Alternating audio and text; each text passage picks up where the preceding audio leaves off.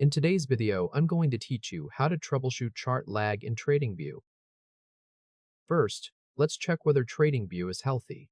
Open TradingView along with the prepared chart by going to tradingview.com/chart with the symbol set to NASDAQ Apple in your browser. Once the page loads, confirm that the Apple chart is visible on screen.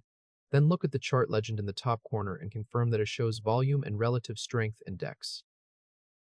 Next, check the official TradingView status page.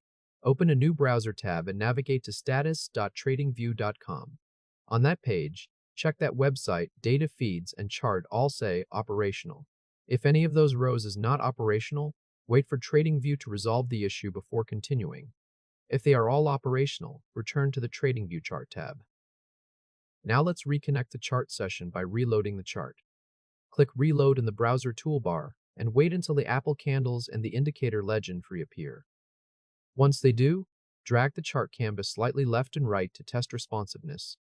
If the chart moves smoothly, you're good. Next, let's reduce load from chart indicators by removing the extra indicator. In the top left chart legend, hover over Relative Strength Index. Click Remove on the Relative Strength Index row and wait for the indicator pane to disappear from view.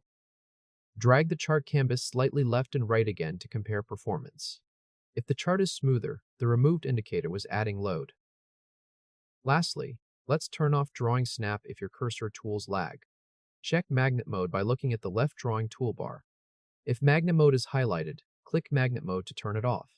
Then move the cursor across the chart canvas to test the change. Leave Magnet Mode off if cursor movement feels smoother than before. At this point, the TradingView status page has ruled out a platform-side issue. The chart has been reloaded, the extra RSI indicator has been removed, and magnet mode is off if it was contributing to cursor lag.